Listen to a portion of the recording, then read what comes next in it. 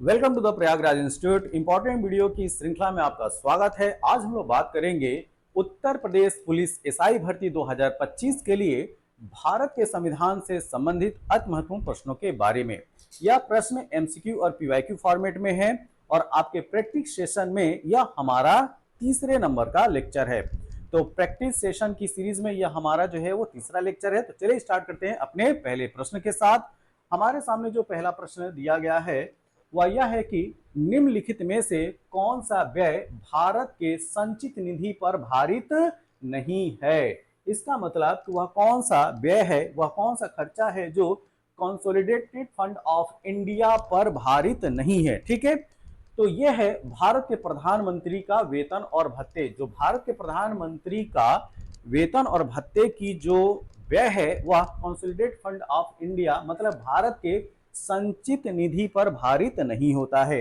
इसके अलावा अगर हम लोग बात करें भारत के मुख्य न्यायाधीश मतलब कि चीफ जस्टिस ऑफ इंडिया का जो वेतन और भत्ता होता है वो कंसोलिडेटेड फंड ऑफ इंडिया से जाता है।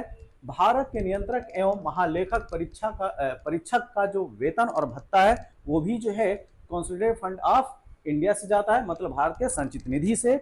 और संघ लोक सेवा आयोग के अध्यक्ष का वेतन और भत्ते भी यही पे भारित है, भारत के संचित निधि पर ही भारित है। तो जो नहीं है वो है ऑप्शन नंबर सी, भारत के प्रधानमंत्री का वेतन और भत्ता। तो इस प्रकार जो हमारा सही उत्तर है वो है ऑप्शन नंबर सी। अगर हम लोग इसका कॉन्स्टिट्यूशनल प्रोविजन देखें, यह बात जो है किसमें कही गई है, तो आपको जो आर्टिकल याद रखना है वो आर्टिकल याद रखना है 266 जो कंसोलिडेटेड फंड ऑफ इंडिया की बात करता है। ठीक है, तो भारत के प्रधानमंत्री का वेतन और भत्ते जो है संचित निधि पर भारित नहीं है। अन्य सभी जो भत्ते हैं और वेतन जो है जैसे कि मुख्य न्यायाधीश, सीएजी मतलब कि controller and auditor general, UPSC के अध्यक्ष, इन सबका जो है अनुच्छेद 266 के तहत संचित निधि पर भारित है। प्रधानमंत्री का जो वेतन और सांसदों की तरह मतदान द्वारा अनुमोदित होता है। जैसे कि हाल फिलहाल में आपने देखा होगा कि सांसदों का जो भत्ता और वेतन जो है वह संसद के द्वारा जो है वो बढ़ाया गया है। ठीक है, तो प्रधानमंत्री का वेतन हो चाहे सांसदों जो प्रधानमंत्री का वेतन है अन्य सांसदों की तरह ही मतदान द्वारा अनुमोदित होता है।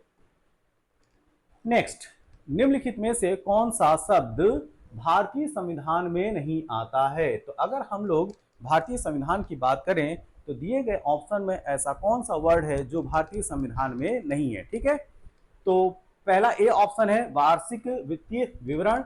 जो एनुअल फाइनेंशियल स्टेटमेंट है वह जो है वो मिलता है अपने संविधान में।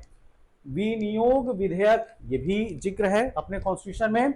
बजट, ये जो शब्द है बजट वो नहीं है अपने संविधान में। ठीक है, भारत की संचित निधि जो है आर्टिकल 266 में जो है पूरी तरीके से इसको जो है एक्सप्लेन किया गया है। तो यहाँ पे जो हमारा सही उत्तर है वह होगा ऑप्शन नंबर सी, क्योंकि पूछा गया है कि कौन सा शब्द भारतीय संविधान में नहीं आता है तो वो है बजट। तो इसकी जगह पे वार्षिक वित्तीय विवरण का उल्लेख किया गया है अनुच्छेद 112 के तहत। तो जो संविधान का अनुच्छेद 112 है उसके तहत वार्षिक वित्तीय विवरण मतलब कि एनुअल फाइनेंशियल स्टेटमेंट की बात की गई है जिसे सामान्यतः बजट कहा जाता है। तो बजट शब्द जो है अपने संविधान में नहीं है, उसकी जगह पे क्या है वार्षिक वित्तीय विवरण। विनियोग विधेयक अनुच्छेद 114 में है और भारत की संचित निधि जो है आर्टिकल 266 में है।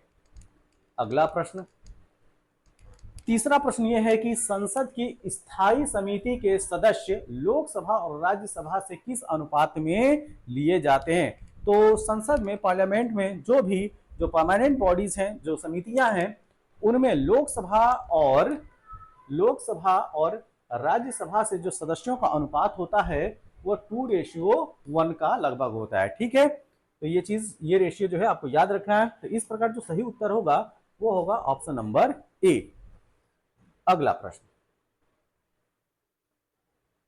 भारतीय संसद की लोक लेखा समिति किसकी जांच करती है। यहाँ पे पब्लिक अकाउंट कमेटी की बात की जा रही है। तो ये जो है नियंत्रक एवं महालेखा परीक्षक की रिपोर्ट को जो है चेक करती है। तो यहाँ पे जो सीएजी की रिपोर्ट आती है उसको चेक करने का काम जो है लोक लेखा समिति मतलब कि पब्लिक अकाउंट कमेटी के द्वारा किया जाता है।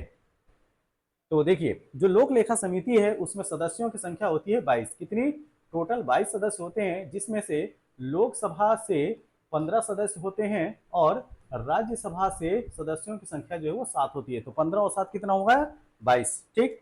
तो भारत सरकार के विनियोग लेखाओं और भारत के नियंत्रक एवं महालेखा परीक्षक की रिपोर्ट की जांच जो है वो पीएसी के द्वारा किया जाता है, मतलब कि पब्लिक अकाउंट कमेटी के द्वारा। हिंदी में बोले तो लोक लेखा समिति।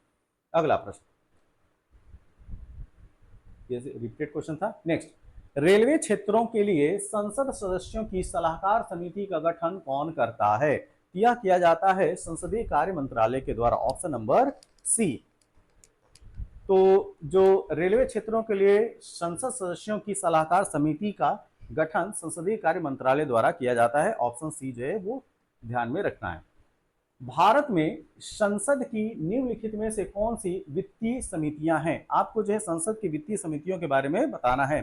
तो जो फाइनेंस पे जो कमेटी है पार्लियामेंट में, संसद में, वो है लोक लेखा समिति, ये सही है। अनुमान समिति भी है, एस्टिमेट कमेटी जिसको बोलते हैं, और लोक उपक्रम समिति भी है। ठीक। तो इस प्रकार जो सही उत्तर होगा 1 2 3, तो 1 2 3 किसमें है? जी हाँ, ऑप्शन नंबर डी जो है वो इस प्रश्न का सही उत्तर है। ये सारी की सारी जो है वो संसद की वित्तीय समितियां हैं।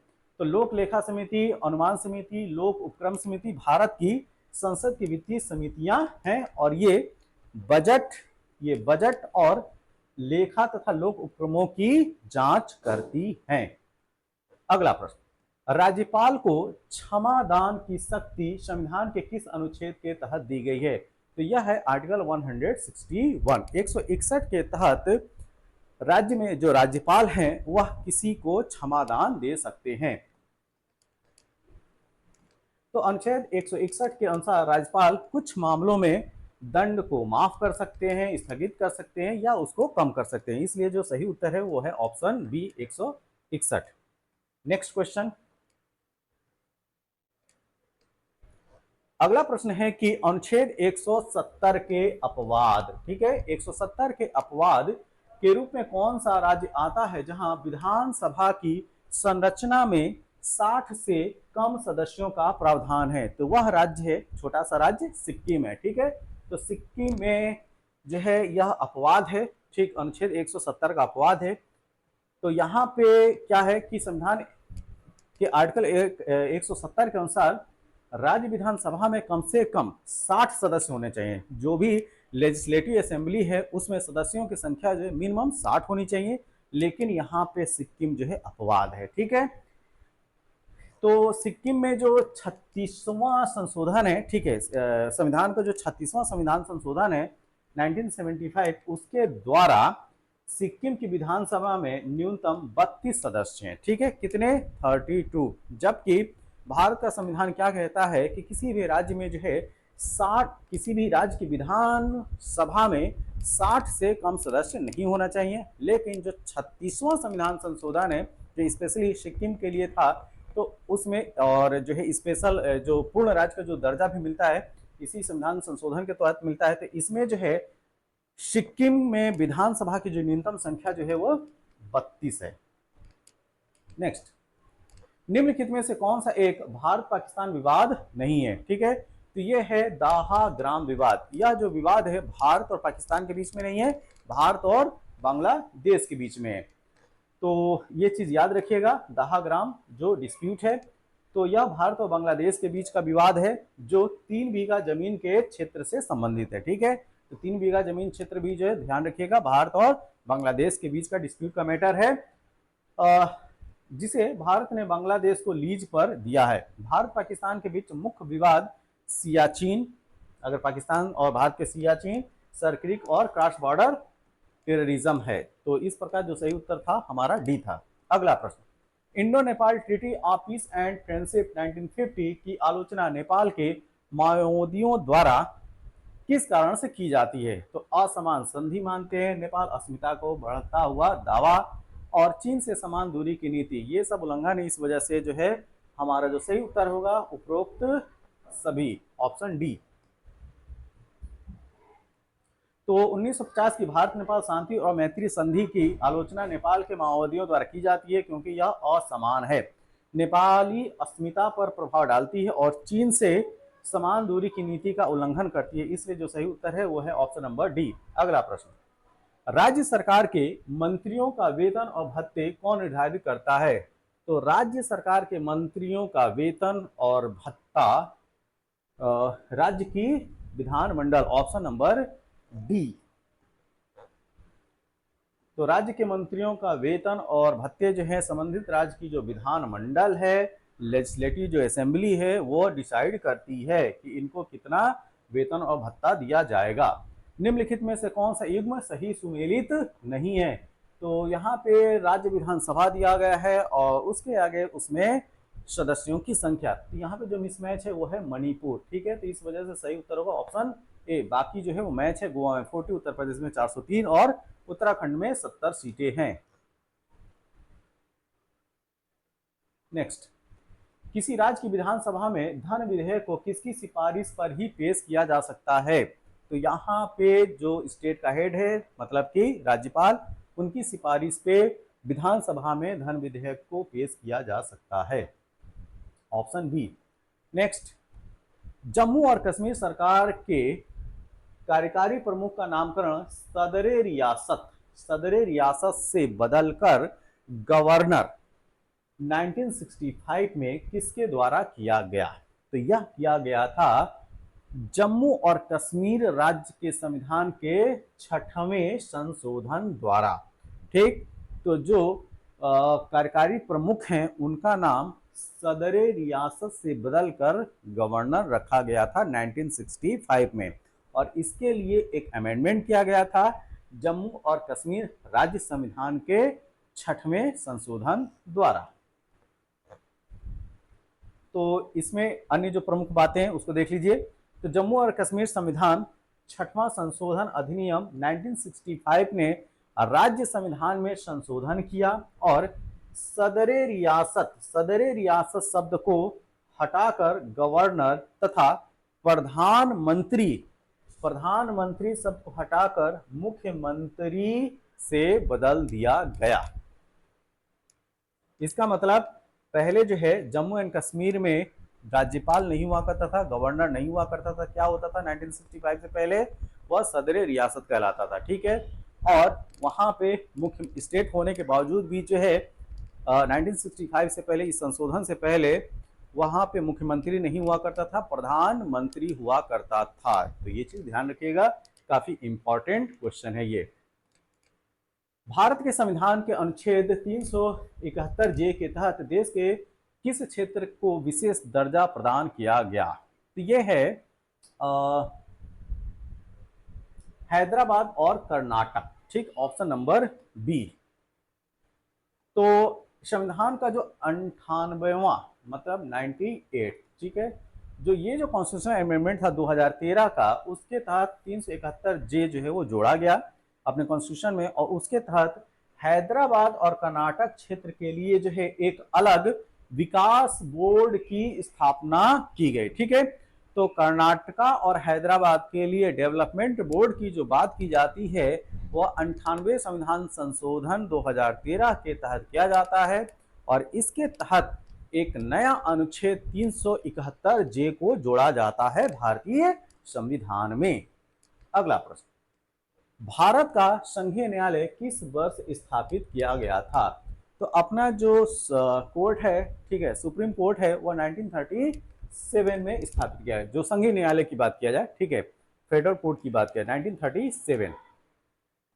तो भारत का जो संघीय न्यायालय है, भारत सरकार अधिनियम 1935 के प्रावधानों के तहत 1937 में स्थापित किया गया, और इसे एक मुख्य न्यायाधीश और 2 अतिरिक्त न्यायाधीशों के साथ स्थापित किया गया था। तो मतलब जो 1935 का इंडियन एक्ट था, ठीक है, उसके तहत जो है जो इंडियन गवर्नमेंट एक्ट था 1935 का, उसके तहत जो 1937 में एक फेडरल कोर्ट की बात की गई, और इसमें एक मुख्य न्यायाधीश और 2 अतिरिक्त न्यायाधीश थे। ठीक है, तो टोटल 3 मेंबर।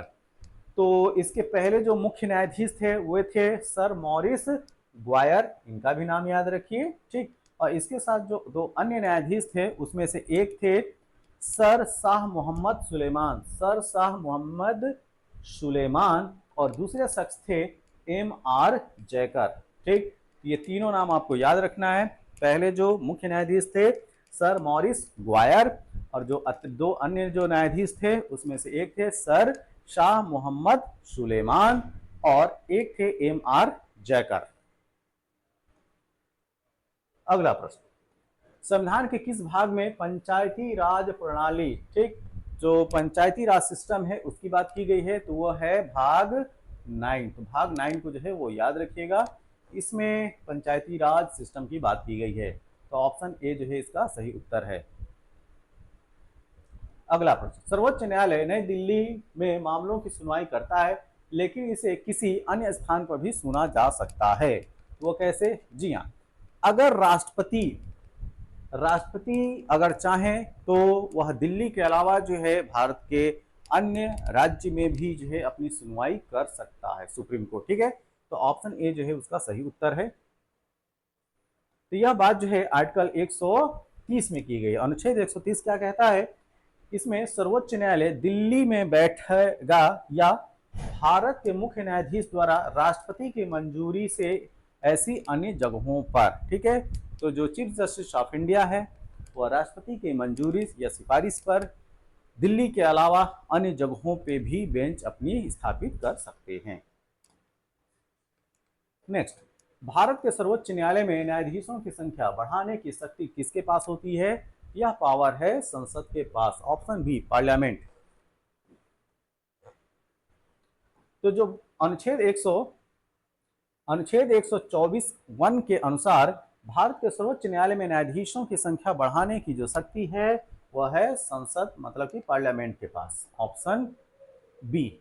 अगला प्रश्न, किस कानून के तहत यह निर्धारित है कि भारत के सर्वोच्च न्यायालय में सभी कार्यवाही जो है अंग्रेजी भाषा में होगी? ठीक है, तो जैसा कि आप जानते होंगे कि सुप्रीम कोर्ट की जो भी कार्रवाई होती है वो इंग्लिश में होती है। यह बात की गई थी संविधान के अनुच्छेद 348 के तहत। यहाँ पे जो सही उत्तर है ऑप्शन नंबर डी। तो भारत का संविधान के जो अंतर्गत अनुच्छेद 348 है वह यह कहता है कि भारत के सर्वोच्च न्यायालय और उच्च न्यायालय दोनों की बात कीजिए, सुप्रीम कोर्ट और हाई कोर्ट, दोनों की कार्यवाही जो है वह अंग्रेजी भाषा में होगी। किस भाषा में होगी? अंग्रेजी भाषा में। ठीक, तो आर्टिकल कौन सा है? 348। भारत में न्यायिक समीक्षा का शक्ति का उपयोग कौन करता है? तो यह पावर जो है सर्वोच्च न्यायालय के साथ साथ उच्च न्यायालय भी करता है, तो supreme court and high court both. Next, जनहित याचिका की शुरुआत किसके द्वारा की गई थी? तो यह जो है एक न्यायिक पहल थी, ना कि किसी कॉन्स्टिट्यूशनल अमेंडमेंट के द्वारा, ना तो भारत के किसी कानून या अधिनियम के द्वारा। ठीक है, तो यह जो है जुडिशियल एक्टिविज्म का पार्ट है, जनहित याचिका, जिसको आप लोग जो PIL के नाम से जानते हैं। तो देखिए, जो PIL है न्यायिक शीघ्रता का परिणाम है और इसे न्यायाधीशों द्वारा विकसित किया गया, न कि किसी अधिनियम या संशोधन के द्वारा। नेक्स्ट, जब सर्वोच्च न्यायालय किसी व्यक्ति या संस्था को अपना कर्तव्य निभाने के लिए रिट जारी करता है तो इसे क्या कहा जाता है? तो ये है मैंडेमस। ठीक है, ऑप्शन नंबर बी। तो जैसा कि हम जानते हैं कि सुप्रीम कोर्ट जो है आर्टिकल 32 के तहत जो है वो रिट जारी करता है। ठीक है, और जो हाई कोर्ट है वह आर्टिकल 226 के तहत जो है रिट का प्रोविजन है। अगला प्रश्न, भारतीय संविधान के किस अनुच्छेद में संघ राज्य क्षेत्रों के लिए उच्च न्यायालयों का प्रावधान किया गया है? तो यह है आर्टिकल 241। ठीक, तो संविधान का अनुच्छेद 241 संघ राज्य क्षेत्रों में उच्च न्यायालयों के लिए प्रावधान करता है कि हर एक राज्य में क्या होना चाहिए? हाई कोर्ट होना चाहिए। ठीक, अगला प्रश्न, जिला और सत्र दोनों न्यायाधीश किसके सीधे नियंत्रण में कार्य करते हैं? तो ये कार्य करते हैं राज्य के उच्च न्यायालय में। ठीक है, तो जो हाई कोर्ट होता है स्टेट का, उसी के अंडर में जिला और सत्र दोनों न्यायाधीश जो है उन पे जो कंट्रोल होता है वो राज्य के हाई कोर्ट का होता है। अगला प्रश्न, इसमें आर्टिकल भी देख लीजिए, आर्टिकल है 235। तो 235 के तहत जिला और सत्र न्यायाधीश उच्च न्यायालय के नियंत्रण में कार्य करते हैं और न्यायिक सेवा के व्यक्तिगत व्यक्तियों की पोस्टिंग पदोन्नति और निर्वहन उच्च न्यायालय में निहित है।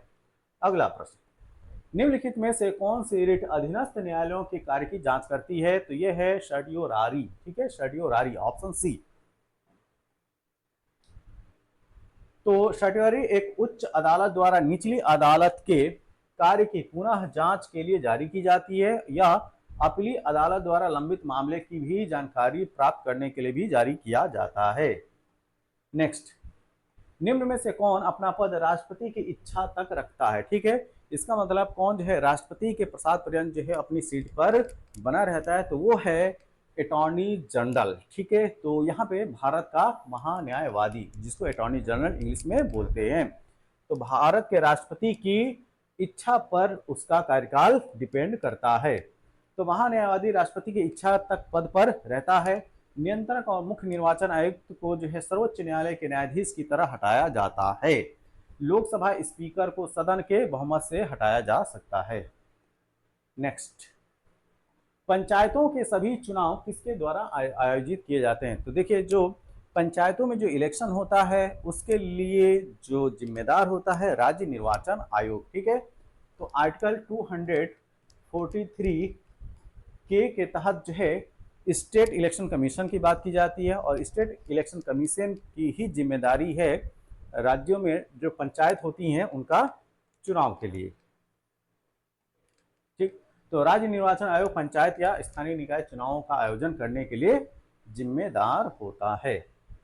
नेक्स्ट, भारत में राष्ट्रीय पंचायती राज दिवस कब मनाया जाता है? तो यह मनाया जाता है 24 अप्रैल को। ठीक है, तो 24 अप्रैल को हर साल जो है राष्ट्रीय पंचायती राज दिवस मनाते हैं, और ऐसा इसलिए होता है कि जैसा कि हम जानते हैं कि जो 73rd कॉन्स्टिट्यूशनल अमेंडमेंट है, ठीक है, जो 73वां संविधान संशोधन है 1992 का, उसके पारित होने के बाद 24 अप्रैल 1993 से ये जो है इफेक्ट में आता है, प्रभावी होता है। ठीक है, तो जो 73rd कॉन्स्टिट्यूशनल अमेंडमेंट है वह प्रभावी होता है 24 अप्रैल 1993 को। तो इस वजह से हर साल 24 अप्रैल को पंचायती राज दिवस मनाया जाता है। इसके साथ यह लेक्चर जो है समाप्त होता है। यह वीडियो आपको कैसा लगा? जैसा भी लगा हो आप अपने सुझाव जो हैं कमेंट बॉक्स में ज़रूर दें, और ऐसे वीडियो के लिए आप हमारे चैनल पर बने रहिए। चैनल को लाइक कीजिए और ज़्यादा से ज़्यादा शेयर कीजिए। तब तक के लिए थैंक यू, धन्यवाद।